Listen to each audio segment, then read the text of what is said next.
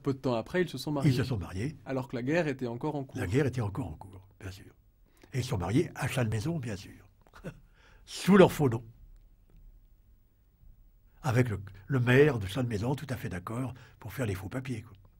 Il était au courant Oui, qu'il mariait des juifs en pleine guerre. Bien sûr.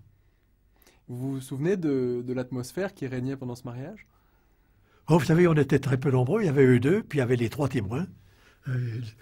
L'un, Jean Lambert, qui appartenait au réseau Kassanga, l'autre, Michel Doucet, qui était résistant, mais pas avec nous, puis moi. C'était tout. On ne pouvait pas faire quoi que ce soit en se disant, attention, des déplacements, ça attirerait des gens. Non, il fallait surtout éviter. Il y avait donc deux personnes qui étaient sorties de Drancy, René Moërel et sa mère, grâce à votre action et à celle de Marcel David. J'imagine qu'il fallait les loger. Comment est-ce que vous avez fait? Alors, tout de suite, grâce à l'un d'entre nous, Michel Doucet, qui avait un appartement d'une tante rue Gay-Lussac, à Paris. Alors on les a emmenés là, on les a logés dedans au moins quelques jours. Mais le malheur était qu'il y avait déjà dedans quelqu'un, qui était lui aussi un clandestin, qui était Courtade, qui a été ensuite journaliste à l'Humanité. Donc on ne pouvait pas les laisser très longtemps coexister avec un autre résistant qui avait lui aussi des risques d'arrestation. Alors j'ai demandé à une dame qui était responsable de la salle de statistique de la faculté de droit, qui s'appelait mademoiselle Desjobert, si elle pouvait loger deux personnes juives, camouflées. Elle les a logées chez elle. Donc là, on s'en était tiré. Elle l'a fait de manière bénévole? Oh oui, absolument. Absolument. Oh. Vous avez évoqué tout à l'heure le fait que René vous a aidé au sein du réseau Kassanga. Est-ce que vous pouvez dire un mot? Comme elle savait taper à la machine, et qu'elle a tout de suite demandé à entrer dans la résistance, bien sûr, elle venait l'après-midi à la Fondation Thiers, dans ma chambre, et elle tapait toute une série de textes de la résistance. Et puis surtout, le samedi, par l'intermédiaire de Jean Lambert, l'un des témoins du mariage, j'avais fait connaissance d'un Russe qui s'appelait Cyril Krivosheïn et qui était employé au Crédit Lyonnais. Et ce Russe avait séduit une Autrichienne qui travaillait à la Gestapo de la rue de la Pompe et qui était anti-nazi. Alors le samedi, quand les gestapistes étaient partis, elle sortait le rapport d'activité de la Gestapo de la semaine et le donnait à Krivosheïn, qui me l'apportait à la Fondation Thiers, et le dimanche, René Moërel traduisait le rapport. Bon. Krivosheïn repassait le chercher vers les 6 heures du soir, le reportait à la fille qui le remettait à sa place rue de la Pompe. Alors grâce à ça, on a pu évidemment être sur toute une série de pistes de la Gestapo et renseigner les mouvements de résistance. C'était une source formidable. Et je dois dire que j'ai admiré le courage de René, parce que si jamais elle avait été arrêtée, elle aurait été fusillée séance tenante. Vous imaginez, quelqu'un qui était à Drancy, qui avait des faux papiers, et qui traduisait un rapport de la Gestapo, enfin, c'était effarant. Donc elle a eu un courage absolument magnifique, cette fille, quoi. C'était très beau. Alors c'est un point que vous avez déjà abordé un petit peu tout à l'heure, mais j'aimerais qu'on y revienne. C'est la question de savoir pourquoi vous avez, avec tant de courage, peut-être un peu d'inconscience aussi, réussi donc à faire sortir deux personnes juives de Drancy. Alors si vous ne l'aviez pas fait, Déportées. Elles auraient été certainement déportées. Et il y a de fortes chances sans doute, elles ne seraient pas revenues. Vous avez évoqué bien sûr l'amitié.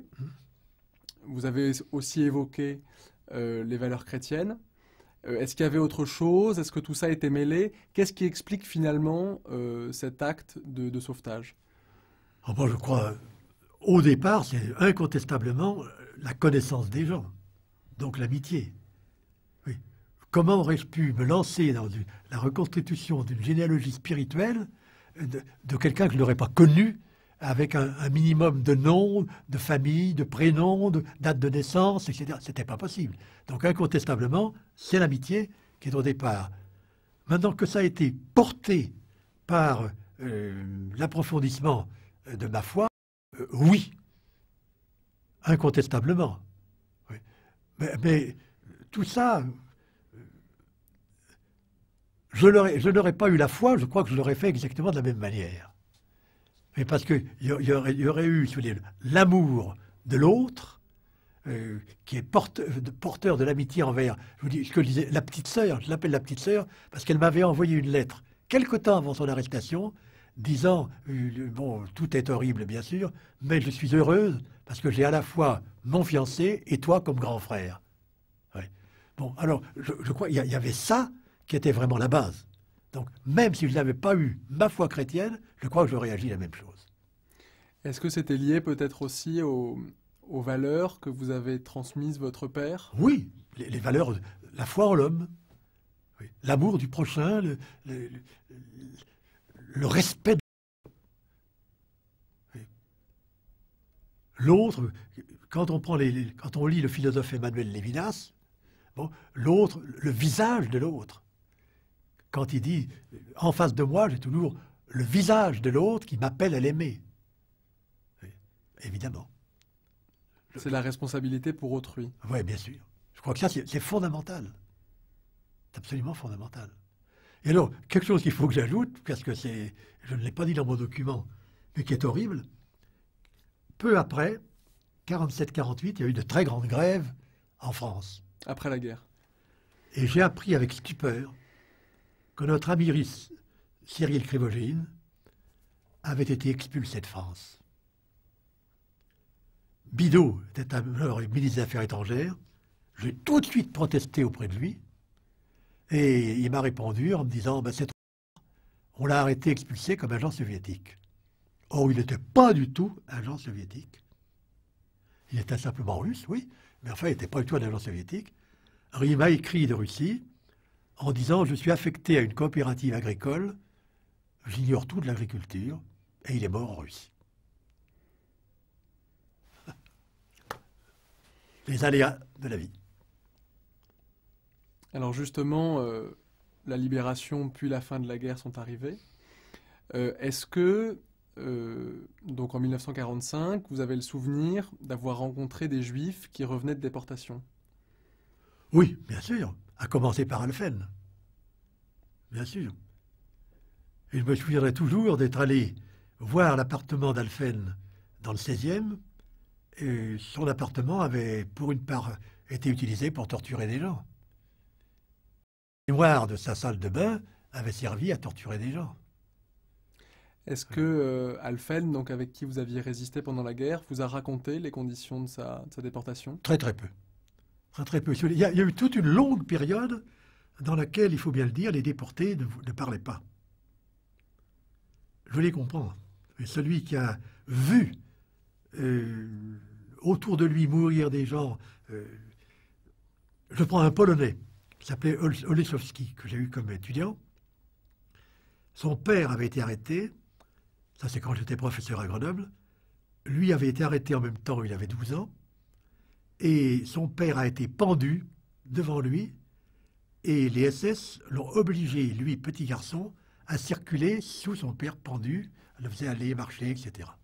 Bon, comment quelqu'un qui a eu de telles visions, ensuite le raconter, en parler, on est muet. Et ce n'est qu'au bout de 10, 15, 20 ans qu'on se met à parler. C'est pour ça que je crois que les déportés se sont mis à parler de leur déportation tardivement.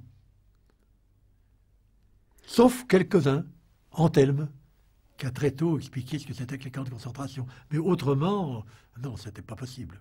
Peut-être qu'aussi, après la guerre, les oreilles n'étaient pas ouvertes pour les entendre. Du côté des résistants, si. Mais le choc était effroyable. Et puis, il y avait la reconstruction à faire. Je crois que ça a été un phénomène, dans le fond, de silence qu'il fallait respecter.